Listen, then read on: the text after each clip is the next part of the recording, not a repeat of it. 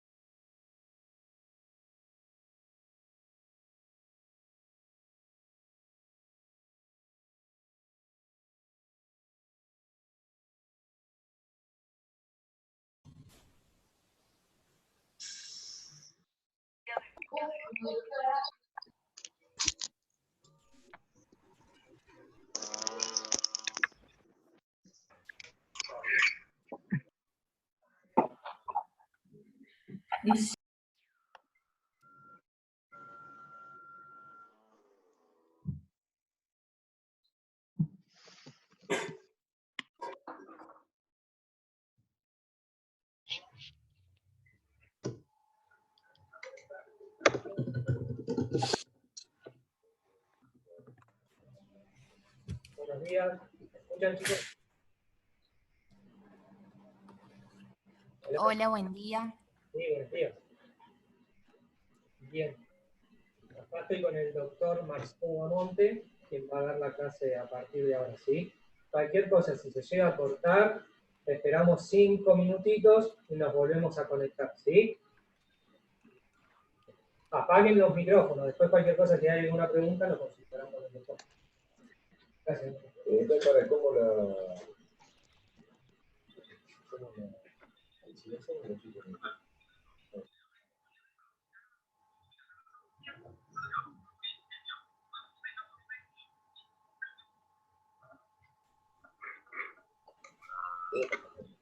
No, yo sí. Bueno, está bien, En ese sentido, ya. más tolerable, más tolerable de la noche. Apareció Nona. A aula do Zoom começou, tu viu?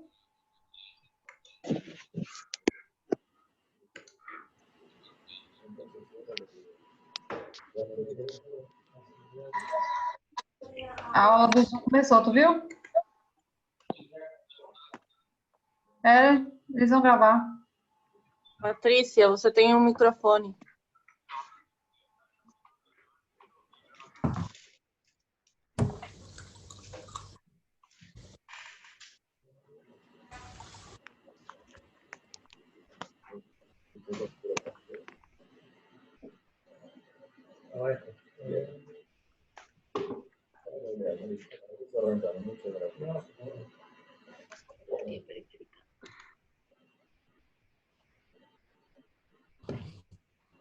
Buenos días, ¿me escuchan?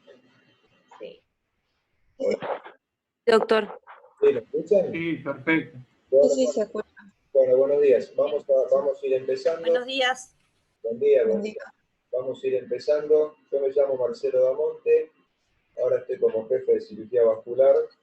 Y bueno, fui hace 2.000 millones de años alumno de la sexta, como ustedes. Así que es interesante todo esto, cómo cambian los tiempos y esta pandemia con el Zoom.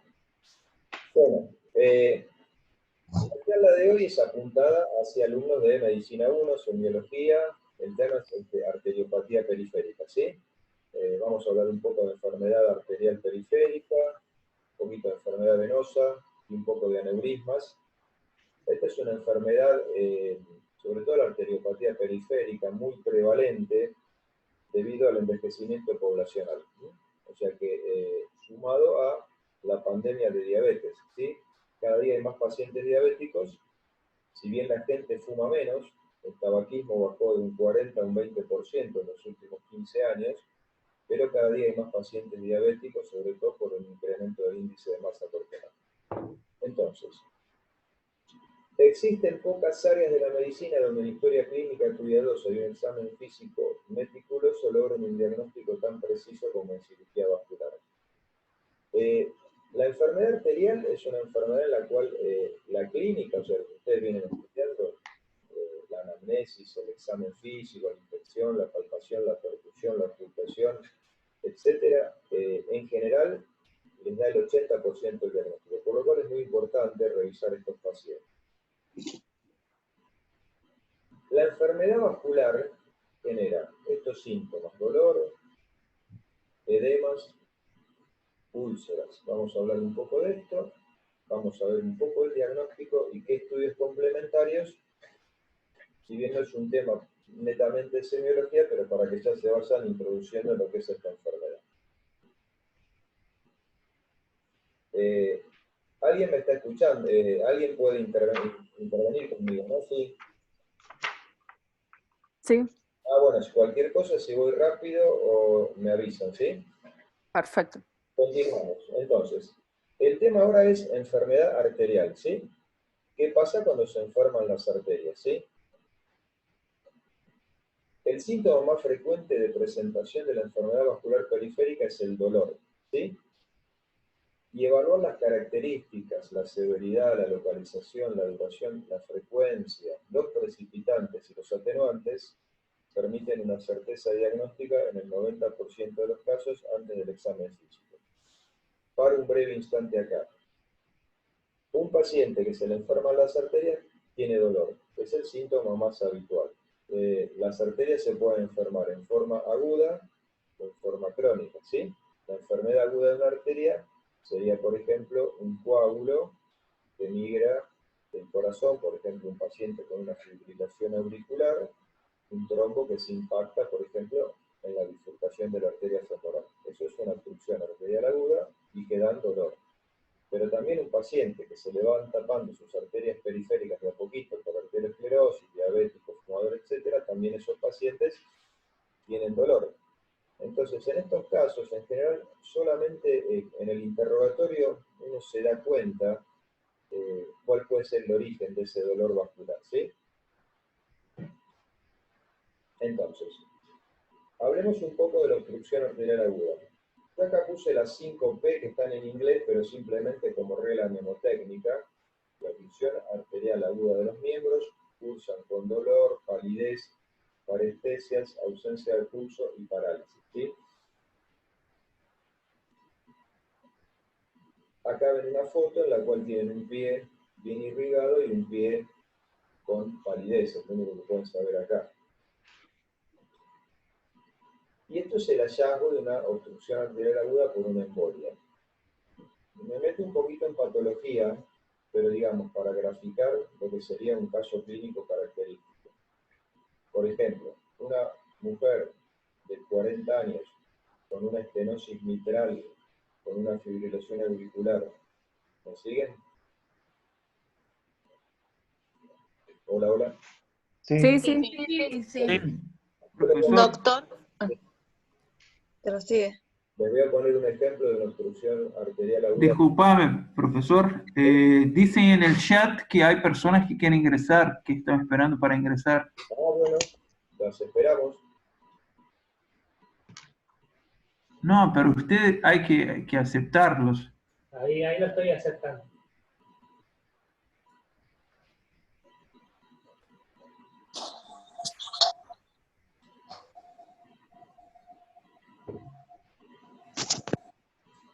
¿Ya pudieron? Sí, de a poco van llegando. Bueno, continuamos entonces. Les voy a poner un ejemplo vinculado con esa diapo. De obstrucción arterial aguda. Entonces, habíamos dicho que en enfermedad arterial el síntoma cardinal era el dolor. Ahora, no es lo mismo el dolor de un cuadro agudo que de un cuadro crónico. Vamos a ir al cuadro agudo. Entonces, yo les pongo como ejemplo una paciente mujer, 40 años, portadora de una estenosis mitral con fibrilación auricular. Ustedes saben, pues, cuando estudiaron anatomía patológica, que eso genera por la rémora de la fibrilación y el flujo turbulento, sobre todo a nivel de la aurícula izquierda, genera coágulos. Esos coágulos a veces pasan de la aurícula izquierda al ventrículo izquierdo y embolizan. Algunos se van al cerebro, desgraciadamente, dando una ACV, pero otros viajan por la aorta y se impactan, por ejemplo, en la arteria femoral. Entonces, esta paciente de 40 años, con ese antecedente que yo les conté de enfermedad, estenosis mitral, fibrilación, etc., consulta a la guardia con un cuadro de dolor de 2 horas de evolución en el miembro inferior izquierdo, que es este caso, y cuando la revisan se encuentra una paciente con dolor, con disminución de la motilidad del pie, disminución de la sensibilidad, pulso femoral presente y ausencia de pulsos distales, y un pie pálido y frío. Entonces, ahí hacen un diagnóstico de obstrucción arterial aguda. Y nada más que con el interrogatorio y el examen físico, estoy casi seguro que se van a dar cuenta que eso se generó por una embolia cardíaca, ¿sí? Lo que se ve en la diapo es el hallazgo, o sea, es una cirugía en la cual se abordó, eso lo van a ver mejor en cirugía, la arteria femoral y se extrae todo el trombo, ¿sí? Lo que se ve en la gasita, esos 2 fragmentitos, es el coágulo que vino del corazón, y todo el choricito de eso es el trombo por éstasis circulatoria. ¿Se entiende? El coágulo migra al corazón, se impacta en la bifurcación arterial y a medida que pasa el tiempo se van generando una posición de trombo, ¿sí? ¿Se entiende el tema? Sí. En el agudo, Sí, se entiende. Sí. en el agudo es muy importante el tiempo. Cuanto más tiempo pasa, peor le va al paciente. Esto vale para el cerebro, que tolera minutos nada más, vale para el corazón cuando se tapa una arteria coronaria y es un infarto, y vale para un miembro, ¿sí? No hay un tiempo exacto, pero en general, dentro de las primeras 6 horas, en los miembros inferiores, las obstrucciones agudas, si uno las resuelve extrayendo este coágulo, en general les va bien. Bueno, entonces avanzamos. Y esto como está el pie, que estaba pálido, como se perfundió, ¿sí? Esto acá es semiología pura. Acá lo que ven es las venas llenas, ¿sí? Cuando un paciente está con una isquemia, tiene las venas colapsadas, ¿sí? No hay relleno venoso, tiene buen color, y si esto uno pudiera apretar este dedito, tiene un relleno capilar de más de 3 segundos, ¿sí? Y estos pacientes, en general, después que uno le saca el coágulo, recuperan pulso, o pedio, tibial posterior, y empiezan a recuperar la sensibilidad y la motilidad. ¿Ok? Para concluir con agudo, cuando un paciente que hace dolor por una obstrucción arterial aguda y llega a consultar tardíamente, esto se ve con mucha frecuencia ahora en esta era COVID, en la cual los pacientes o no consultan, o tienen miedo de ir a las guardias, o llegan y quedan entrampados en toda la maraña de los pacientes COVID. Nosotros los cirujanos vasculares estamos recibiendo muchos pacientes con obstrucción arterial aguda, pero que desgraciadamente llevan por ahí días de evolución, y nos encontramos con el mismo cuadro clínico, pero con un paciente que tiene anestesia, o sea, no tiene sensibilidad en el pie, y tiene parálisis, ¿sí?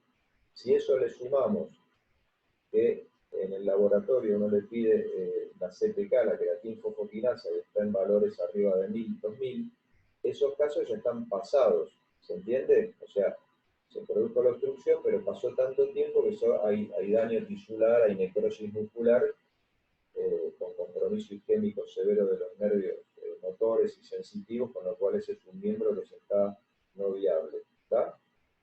Paro acá porque si no nos metemos en medicina 2, 3 y cirugía. ¿Hasta acá vamos bien, chicos? Sí. Sí. Bien, bien. Sí, sí. Profesor, disculpe, ¿podría repetir nuevamente entonces cuáles eran los síntomas por la oclusión arterial aguda, dolor, parálisis, palidez y cuáles eran los demás? Parálisis, palidez, parestesias y ausencia de pulsos, ¿sí? Perfecto. Me puedes Gracias. usar frialdad si querés del miembro, ¿sí? Ok. Lo que pasa es la parálisis, eso es una regla mnemotécnica de las 5P. La parálisis, cuando ya hay parálisis, ya ese miembro ya está pasado, digamos. Lo primero que se pierde es la motilidad fina, y después ya pierde la motilidad total del pie. Muy bien, entonces ahora vamos a la insuficiencia arterial crónica. Estos son pacientes, generalmente fumadores y diabéticos, que van haciendo la enfermedad arterial obstructiva por placa de ateroma, ¿sí? Lo habitual es que la placa de ateroma va haciendo un depósito continuo de colesterol, elementos en formas de la sangre, plaquetas, etcétera, y se va tapando de a poquito, lo cual permite generar circulación colateral. A veces esa placa sufre algún accidente de placa que se llama, y se genera una trombosis localizada y un cuadro crónico se transforma en un cuadro agudo. ¿Se entiende? ¿Entendió ese concepto? Sí. O sea, el otro paciente, el de la embolia, es un paciente que en general tiene sus arterias sanas y le viaja un coagulito al corazón que se impacta en una arteria, generalmente en las bifurcaciones porque ahí cambia el calibre. El crónico, esto vale tanto para las piernas como para el corazón. El crónico se va tapando de a poquito y da dolor. Dolor en las piernas, en el corazón le da ángulo. Pero esa placa de ateroma, en algunos casos se complica, porque se genera una trombosis, o una hemorragia dentro de la placa que hace que se ocluya la arteria, que estaba tapada 70-80%, se tapa de golpe y da un cuadro agudo. Entonces, en la insuficiencia arterial crónica, lo característico es la claudicación intermitente y el dolor de reposo, que son síntomas característicos. Hay un estudio que se hizo hace muchos años y que se lo siguió en la ciudad de Framingham. Se tomó un grupo poblacionario, hombres, mujeres, se midieron factores de riesgo, etc. Y ya van como 4 generaciones, me parece, de gente de Framingham. Y en la generación de las personas entre 65 y 74 años, la incidencia de arteriopatía periférica a veces es muy alta, 54% en las mujeres, 61% en el hombre, ¿sí?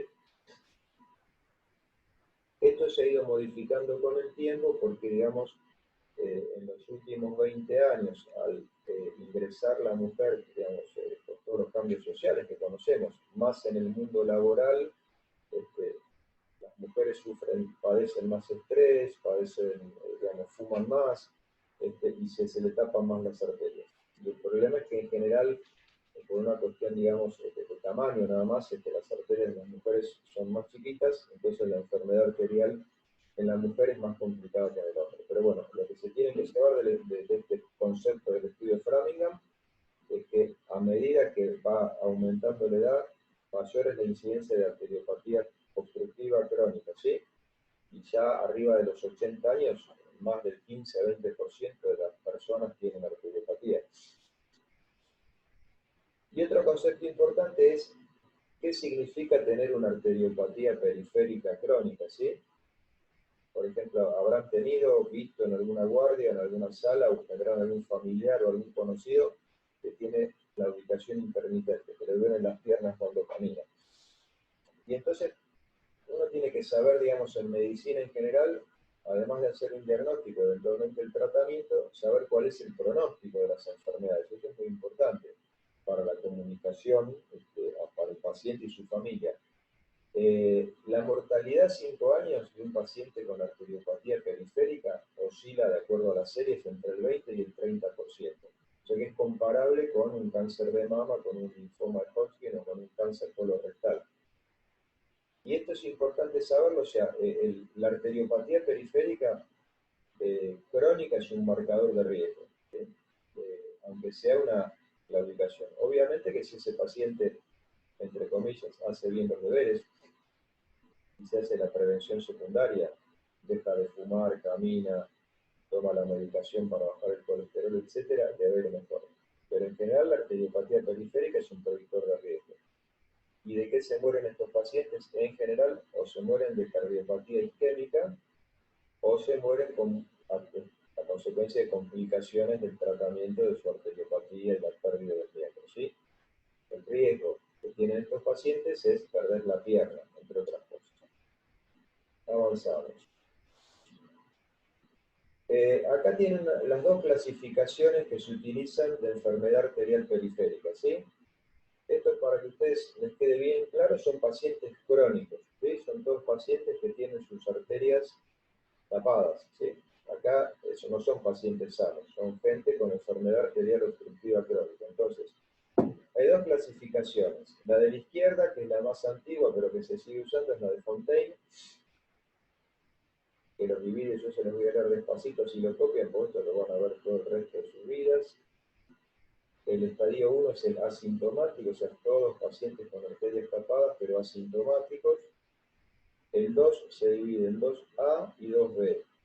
El 2A es el que tiene una claudicación leve o no invalidante, por eso tiene que ver mucho la edad y la actividad física del paciente.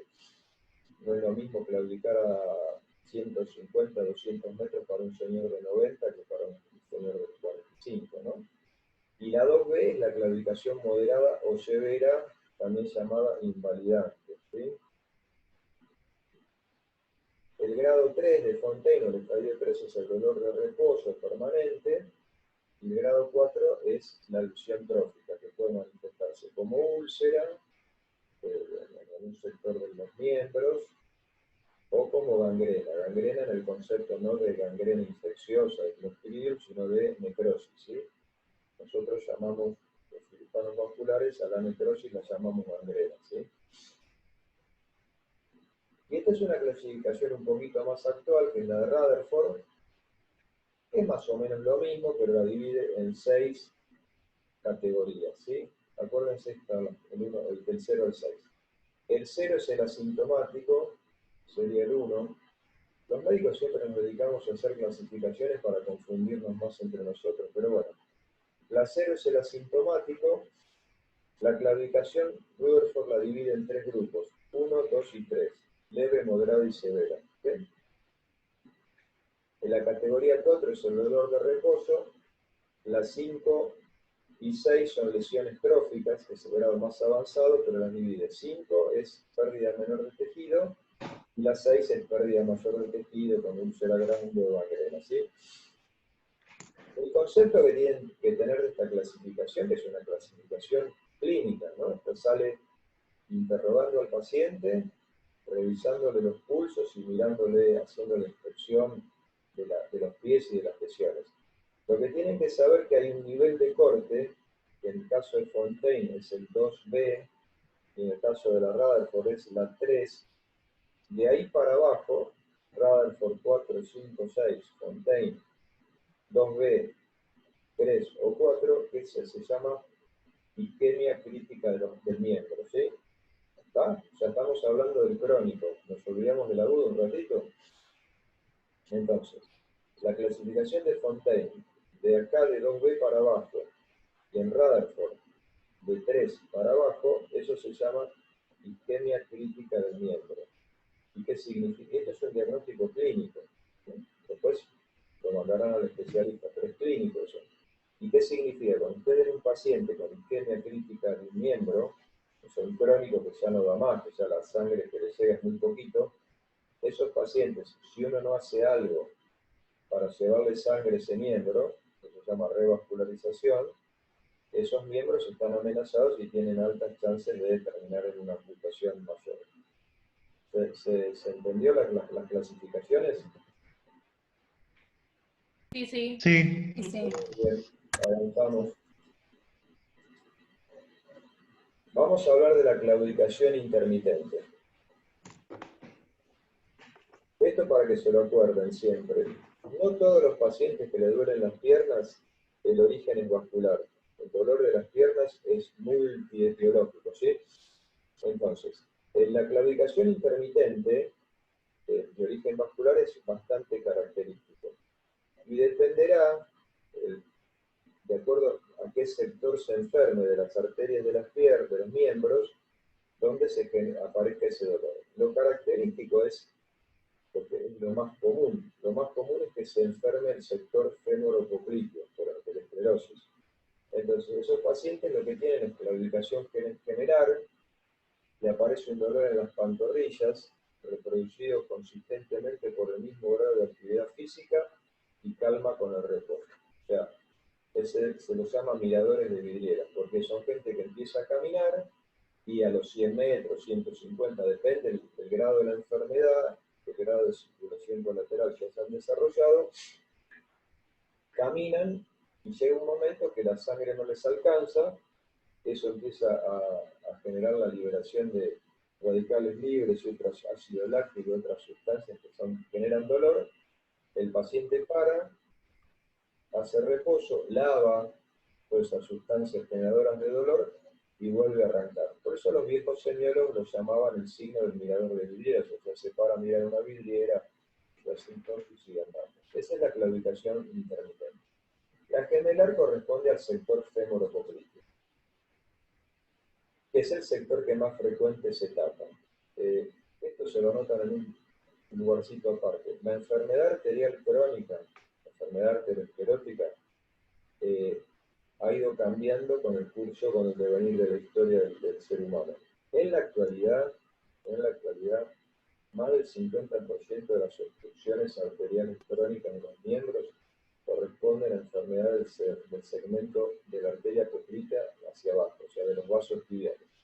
¿Y por qué? Por la diabetes, por la gran cantidad de pacientes diabéticos que hay. Ese es el lugar donde más frecuentemente se trata.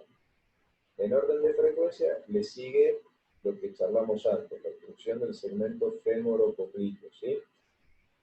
Y habitualmente la placa de ateroma se inicia a nivel del anillo de Hunter, ¿se acuerdan del tercer aductor, anatomía ya lejos en el tiempo? Ahí donde la arteria femoral superficial cambia de nombre, se empieza a llamar poplitea, es ahí donde empieza la enfermedad de la arteria femoral superficial. Y el menos común de todos es el síndrome de Lerich, que figura ahí, que corresponde a una oclusión crónica aortoilíaca. Lerich era un cirujano francés de la década del 30, 40 del siglo pasado, que describió una tríada. Los franceses les encantan las tríadas, y entonces eran pacientes que tenían ausencia de pulsos femorales, claudicación intermitente e impotencia sexual. Esa es la definición clásica del síndrome de Lerich. Anatómicamente corresponde a una obstrucción crónica del segmento aortoilíaco, ¿sí? Normalmente por debajo de las arterias renales. En general, la enfermedad arterial obstructiva de la aorta abdominal respeta las arterias renales, ¿sí? Entonces, el síndrome de Lerich y la claudicación en estos casos en particular se observa más que nada en los muslos y en los glúteos, ¿sí? Porque es una claudicación alta. La otra, la del segmento femoral popliteo, era una claudicación baja de los gemelos. Este dolor es referido como un dolor sordo o debilidad o cansancio. Y si hay compromiso de las hipogástricas, hay impotencia. Esto a veces los pacientes lo niegan por una cuestión vergonzante, etcétera, etcétera. Pero bueno, esa es la tríada característica del síndrome de Lerich. Doctor, ¿Sí? disculpe, ¿podría repetir la tríada que me faltó anotar una de las, por favor? Ausencia de pulsos femorales, claudicación intermitente e impotencia sexual, ¿sí? Bien, perfecto. Quería ver si era correcto el pulso que había escrito. Gracias. No, por favor, la ausencia de pulsos femorales te está hablando que la obstrucción está por arriba de las femorales, ¿sí? Entonces, por arriba de las femorales, nos quedan 10 minutos, me avisan. ¿Qué hago? ¿Actualizo o cierro? No, cierre, ¿no? Ok. Entonces, gracias. La ausencia de pulsos femorales te está hablando que la obstrucción está más arriba. Más arriba están las arterias ilíacas o la aorta. La claudicación, en el caso particular de la obstrucción aortoilíaca, es una claudicación glútea o alta en los muslos, y la impotencia sexual está condicionada por la falta de irrigación de las arterias pudendas que salen de la hipogástrica. Entonces, como yo les dije antes, no todos los dolores, digamos, de las piernas corresponden a enfermedad arterial. Entonces, un diagnóstico diferencial es la artrosis de cadera. En la artrosis de cadera, el grado de ejercicio causante de los síntomas es variable. El claudicante arterial le pasa siempre lo mismo. Camina una cuadra y media, ataca, que le agarra el dolor. La cadera va y viene el dolor. Además, el reposo no lo alivia tan rápidamente. El arterial para y al ratito arranca de nuevo. Y además en la artrosis de cadera hay una fluctuación de los síntomas, de las condiciones climáticas, la actividad física, etc. Otro diagnóstico diferencial, estamos siempre en la arteriopatía crónica, es el compromiso del canal medular. Hay un estrechamiento del canal neuroespinal lumbar por osteofitos, se produce por la bipedestación, por un incremento de la lordosis. Esto calma con el enderezamiento y además se agrega por el compromiso nervioso parestesias en miembros inferiores y perineo. El dolor arterial es bastante característico, pero uno debe descartar estas dos condiciones, la artrosis de cadera y el compromiso o estrechamiento del canal neuroespinal lumbar por artrosis, también por osteofitosis. Entonces, hablamos de clasificaciones, hablamos hoy, en unos minutitos voy a cortar, así arrancamos otro Zoom y terminamos, ¿sí? Hablamos de la clasificación, hablamos de las características de la claudicación, los diagnósticos diferenciales, y ahora vamos a un estadio más avanzado de la enfermedad arterial obstructiva crónica, que es el dolor de reposo. El dolor de reposo es una situación crítica. Estos son pacientes que tienen dolor permanente. Como dice ahí en la diapo, hay dolor nocturno severo, un compromiso distal del tarso, y esto en general no calma con los analgésicos, ni los comunes ni los opioides. Estos pacientes son pacientes que están permanentemente con dolor, no duermen, no comen, o sea, son pacientes que están muy enfermos. Y aparece el rubor de dependencia. El rubor de dependencia es que estos pacientes, lo único que les calma parcialmente el dolor es cuando cuelgan la pierna. Entonces se van a encontrar por ahí con una pierna, quizás con un pie con un discreto edema, pero que es solamente posicional, postural, y que queda, cuando queda para abajo la pierna queda rojo. Eso es el rubor de dependencia. Eso les calma un poquito el dolor. Si ustedes estos pacientes los acuestan y le hacen una maniobra muy sencilla de elevarle el miembro, van a ver que ese miembro afectado por dolor, por arteriopatía, se pone absolutamente blanco. Y cuando lo sientan, eso se pone rojo. Eso se llama rubor de dependencia. Y estos son pacientes críticos. Estos pacientes en general los internamos porque si no les hace algo, pierden la pierna.